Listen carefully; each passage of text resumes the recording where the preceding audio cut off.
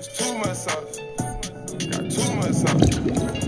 It's too much sauce. I got too much sauce. 5, 4, 3, 2. It's too much sauce. What's What going is on, going guys? on? Welcome to Welcome Too Much Sauce. to Too Much Sauce.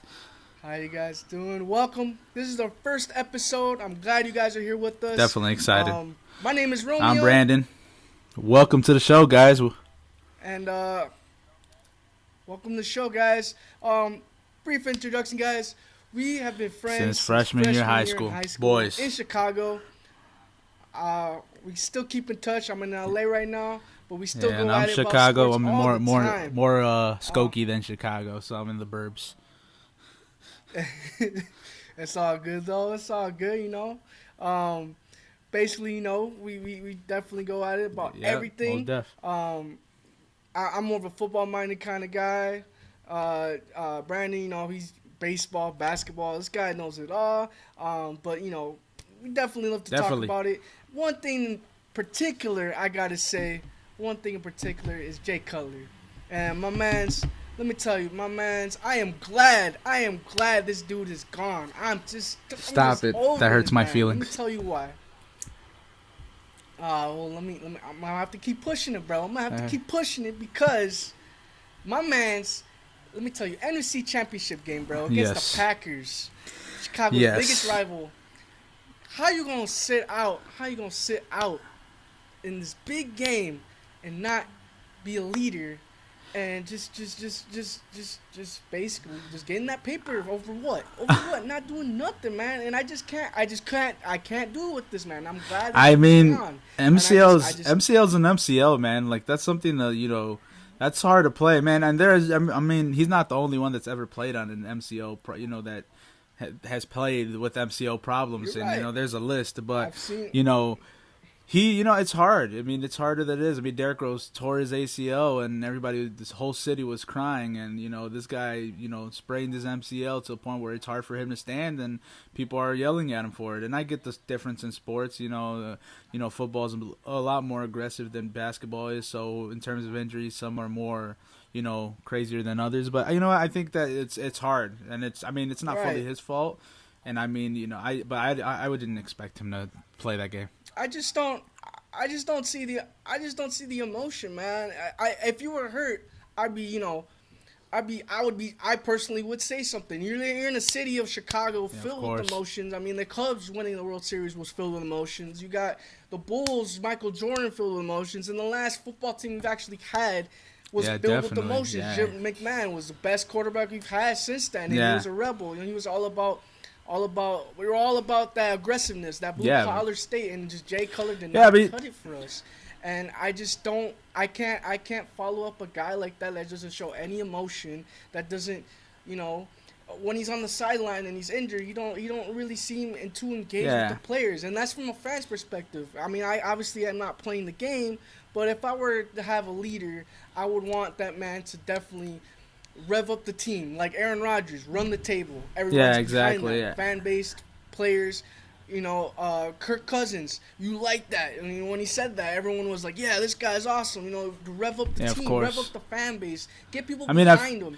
And it's just. I feel like it's like he's never had that opportunity. I felt like the minute he's always been known for that MCL sprain, where after that he was always known as the guy doesn't want enough. And he's always had that pushed on him, and you know what? Yes, he has his energy. It does suck, but he's, he could have been a better quarterback than what he was, but he can't play all. He's not the one. He's not all 53 players out there. This football is both sides of the field. I mean, we understand that the quarterback position is like the celebrity part, and everybody expects the QB to be the team leader, but. There's been a lot of QBs that have won Super Bowls, and you're like, oh, that was their quarterback, and really, I mean, it's. I feel like it's that's true. Joe Flacco, right? And Joe Flacco was. Eli was, but Eli. I say he was a little bit more vocal, and you could tell he had more of a leadership role with that team. He did look upset when he lost. There's a quarterback that he played for the ball. Yeah, but go I for it. just. Go ahead, Anya. I just don't. I just don't. Like I said, I just. It just seems like, and I've seen other players talk crap about this man, and I obviously have to think it's partly front office's, position to, back him up on these players talking crap about him, because it's like you got Martellus Bennett talking crap about him, saying that he was not a leader whatsoever. You got Pernell McPhee. Tell him to wake up, and it's just like, you're a quarterback, and if these guys are telling you this, and I get that, I give him respect for not, definitely jabbing back to cause that confrontation, but you got to show that ego, that determination, that type of course, that's what you want. That's what that's what you want out of a quarterback. And I think what added a lot of pressure was his contract. I mean, when you're a contract player and you're getting paid as much as you were getting paid, and you were guaranteed that much money, that puts a lot of pressure on you. Not only on you, but your fan base gets on you, because you know what? If you're getting paid that well, you need to play that well.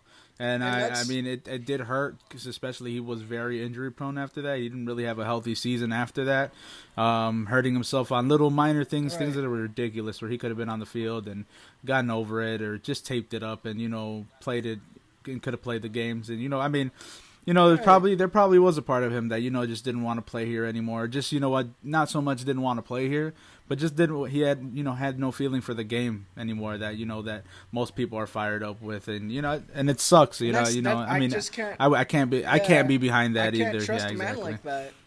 So I mean, we're going. The Bears. The Bears are going in a different direction, anyways. Now they signed Mike Glennon. They signed Mike Glennon to 3 years, $43.5 million, and 19 of it's guaranteed. But I don't think that's the smartest choice. I think we could have waited. I think we could have picked. I think we could have went with him as a backup position. But you know what? I know he's going to be our starter, and he's going to. Maybe not this year, but maybe next year in the draft we get a QB. And I definitely think I think this year is definitely just going to be a rebuilding year, which is another. It's more about putting pieces in instead of expecting a team to be a playoff team. We're there, and everyone's mindset. Yeah, everyone's mindset is that we got to rush it. We got to get this bowl game, because Bears are the last team that haven't won within the last couple 15 years now, 20 so years. And it's just like everyone wants that right now, and I don't expect it. And I think Mike Glennon. Go ahead. I think with Mike Glennon, I think people shouldn't expect anything. I mean, don't come in here and think, we got a new quarterback and it's great.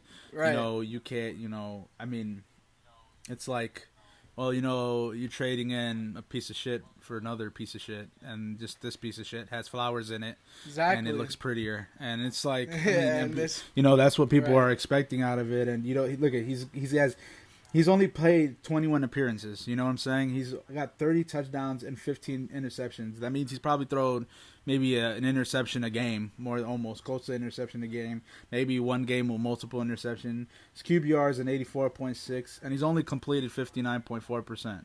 Now, when you have a quarterback that only completes 59.4%, and you have an offensive, wide receiving core right now that lost their star wide receiver and has a wide receiver that they drafted that they haven't really gotten to see in Kevin White, and what you have seen, you can't really catch a ball. Right. So I mean, like, it's hard. You got receivers that can't catch, and you have a quarterback that can't throw either. So I mean, it's gonna be. The only thing we got going is Howard. And Jordan's going to be the best thing, and we're just going to push that ball up the field with the running game, because you know what? That's the only way. I'm going to keep pushing that. And that's the thing that's terrible, because that can get him injured. Exactly, and that's a lot. That's a lot asking for a running back. That's very a lot. So we'll just it is. We'll hope, it really we'll hope is. for the best, man. I don't want to see my Bears go down the wrong way or go down that road. But you know what? I mean, we can just hope that. I believe in Ryan Pace, and let's hope he's just doing the right thing. Let's hope he's making the right decisions. And I mean, they signed Demps. They signed Demps to a 3 or 2 or something along the lines of that. And it's pretty good, since we need more work in those safeties and DBs. So I mean, let's work on just getting this this DB safety situation better, and just pray that Mike Glennon does really well. Does some at least get that team together in a way. But I definitely don't see Mike Glennon being in the future. I mean, great stepping stone. Definitely. It's a step forward to get to get over the Jay Cutler. To try to kind of move on from that era of like what the hell are we? Like, not knowing what we were defensively, offensively. You know, we were trying to go in offensive direction, so we let go of Urlacher, we let go of Tillman. Now we got in that offensive direction, and then our defense was trash. Now, you know, it's like just jumping back and forth, literally. What happened to Lance Briggs, bro? Like I'm gonna tell you, Lance Briggs saw the back door at a practice one day, and he took the back exit. He walked in. You just said, "I'm done with this shit, bro. I'm out. I'm out. I can't do this. It's too much." Jay. He saw Alshon, and he saw Bennett, and when he saw Bennett attack Fuller, he said, "Yeah, I'm walking away." Yeah. He said, "I'm out. This isn't the team I was exactly. Started on, bro. Yeah, this is too much. Literally, it's Lance too Briggs, much." Went through. He took the back door, and then he asked Urlacher where he got his hairpiece, and now he's like, "Where'd you get your hairpiece at? Because I need one myself eventually." And then that's how they stay good friends. Don't be surprised if you don't see a billboard of Lance Briggs with a fro. Lance Briggs. It's just man, they didn't do a retirement party for this dude. They didn't even give him flowers. They didn't even. It's gonna happen. Same with Urlacher. They did the same with Urlacher. They'll have their day. And I just don't. The reason why is just the management's never been great to their players. In general, Bears management has no loyalty to the players. They never had. We had Devin Hester's going down as the best the best returner in history. Yeah.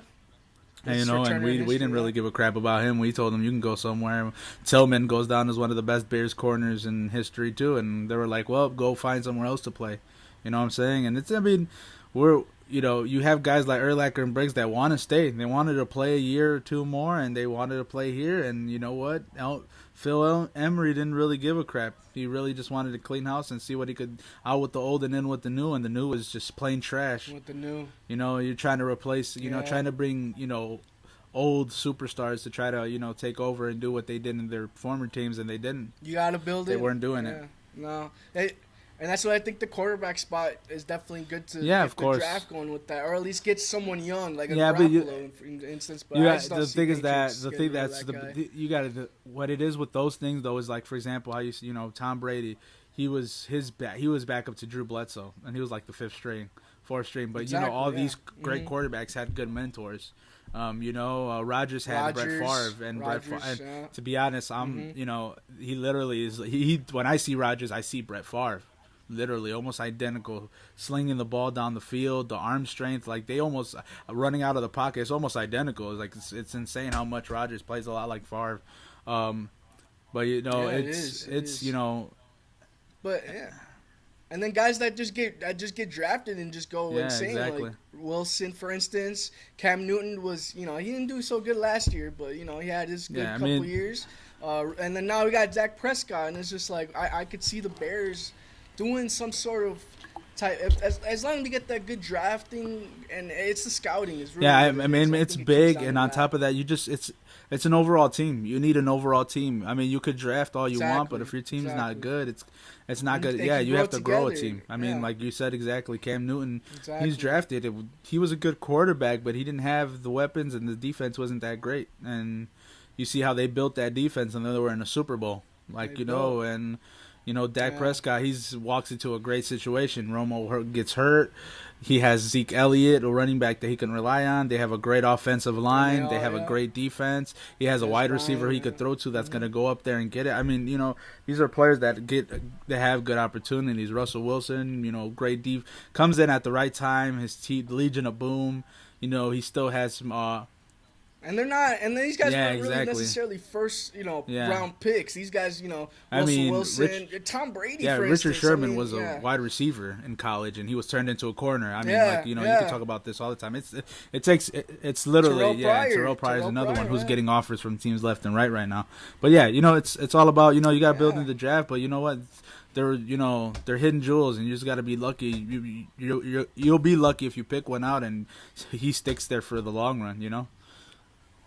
I think it's more about finding those leaders. Looking for leadership. Those guys that want high IQ guys that know the field, that just know the ball game, that don't really need to be coached, and they coach themselves, and they, it's just easier for a coaching staff and a team where you could just mingle in easily and fit the chemistry. But right. But besides the Bears, man, what other big big free agencies. Free agents do you see going?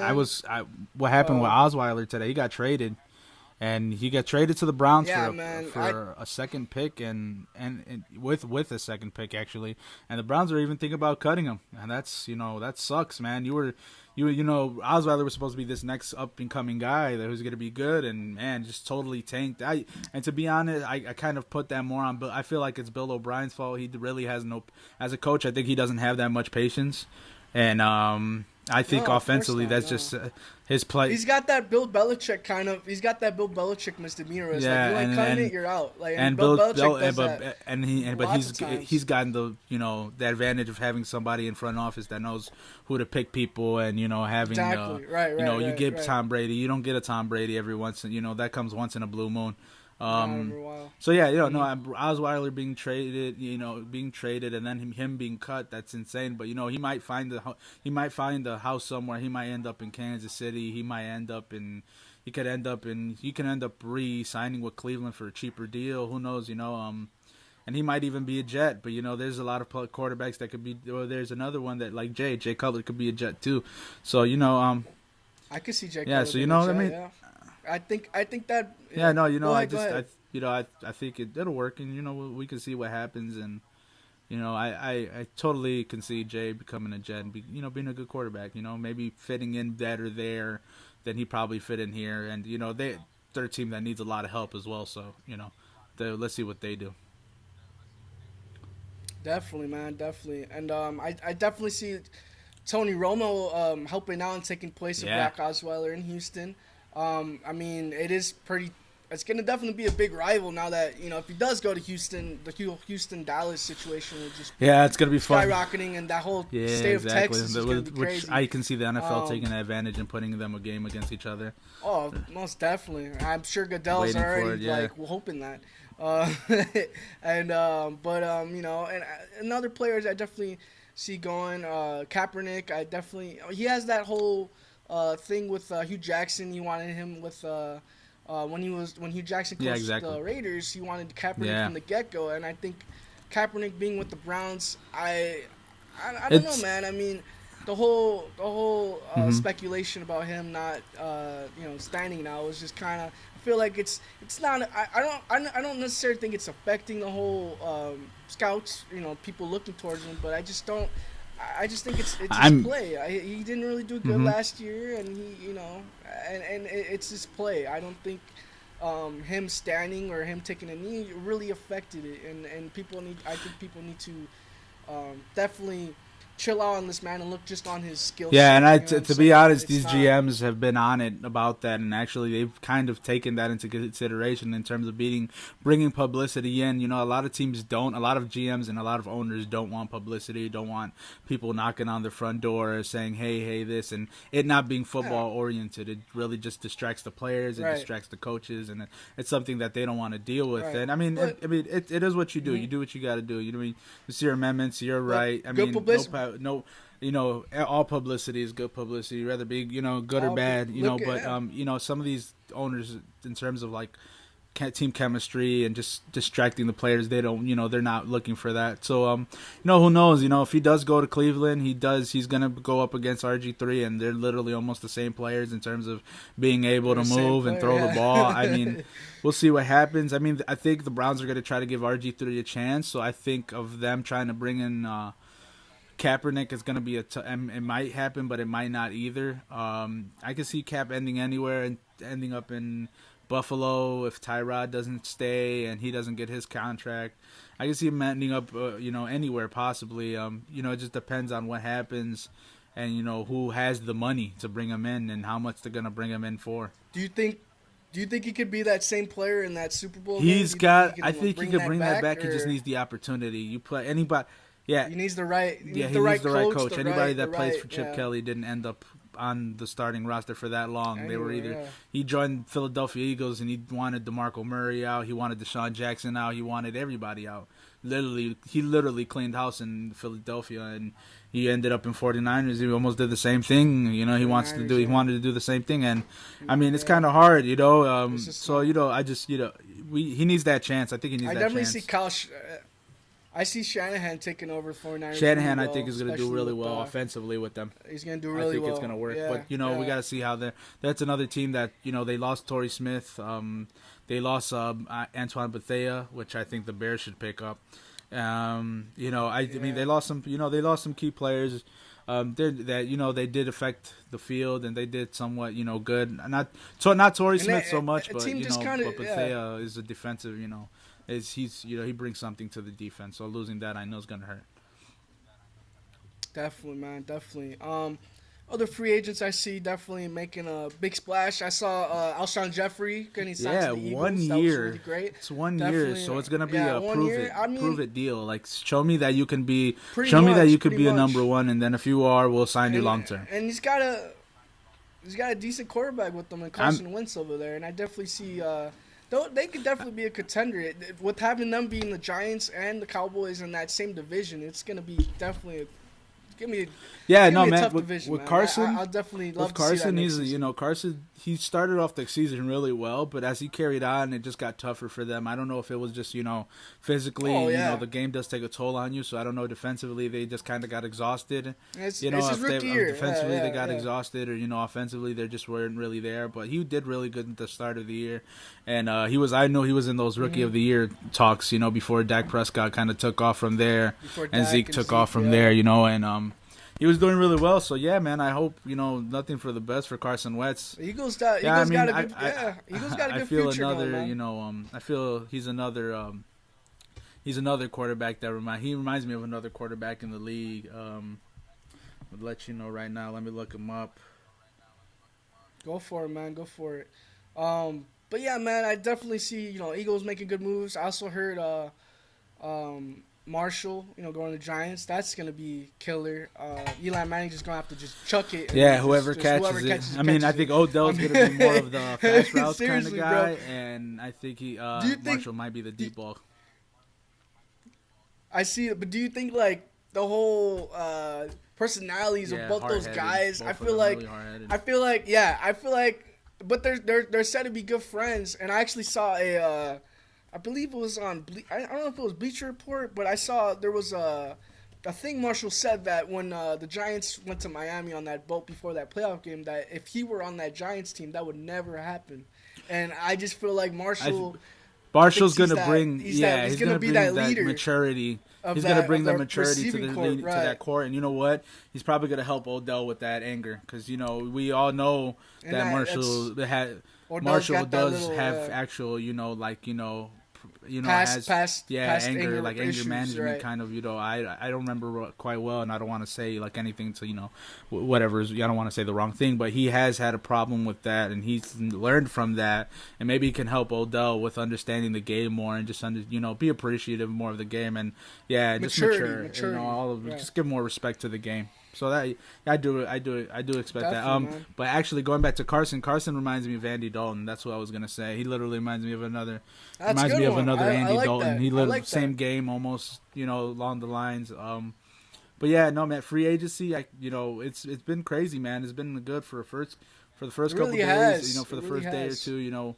In terms of where are people going, they've been, Bleacher Report's kind of been spot on. ESPN's been spot on. These guys are, no joke. And thank you to those sources, guys. Definitely thank you for those guys' sources. I can go all day on these names, on who Ian Rappaport, Tim Daniels, guys, Charles Robinson, Jeff Dickerson. These guys are all, they help me out with all my homework, and definitely. And guys, this is as real as it gets. This is us just looking it up, how we feel. We are just expressing how, expressing what we feel about this whole situation in the sports world, and definitely, it's literally nothing basement. Different. I'm at my dad's house right here. My pops. You can see I'm in my room. Eddie Montiel drinking it up. I'm in my room. You can see the shoe rack behind me in the corner over here, and the stairs going up this way. The TV right here, like literally, it's just literally at home. Like I got to do laundry after this. Like it's like that for real. But, if you guys have any more highlights, if you guys have any more, if you guys want to promote yourself, if you guys have music you want to get on here, if you guys want to do a segment even, we'll definitely take it. Email is 20. Our email is 200muchsauce@gmail.com. Muchsauce gmail.com if you guys want to leave any comments, complaints, comments. Same as for our anything, Twitter as well, man. Our Twitter is 200 much sauce as well. 94. And we've been posting a lot of stuff on Facebook, trying to get that whole keep you guys updated on everything we get going, and it's been fun, man. I'm digging this. We're gonna keep doing more videos. This is our show, guys, and much love. Anything you want to say? No, man, just quick shout out to a lot of people out there that have that are there that are going to listen to this. Thank you so much for supporting us, and definitely thank you guys, the people. We're just we're excited to do this, and we hope you guys keep listening, because we're just there's a lot coming your way. We will have certain segments where we're gonna chop these segments up, and have some about NFL and certain from MLB and the NBA, where we're just not stocking them all up together and just keeping you here for hours nonstop listening, but thanks for listening, man. Feel free to follow our Facebook page. Feel free to follow us on Twitter. We will be here as much as we can possibly, and if you guys even have topics you think we should bring up, message us on that too, and we'll bring them up as well. Definitely. But thanks, man. Thanks for hitting us out. All right, man. You have a great night, too, great day. And you guys have a great time to go eat some rice. Time to go eat some rice and some food. I gotta go wash that underwear. So them draws. So y'all have a good one. All right. Stank draws. Too much sauce. Too much doo doo. It's too much stank. All right, man. All right, take care, man. Peace out.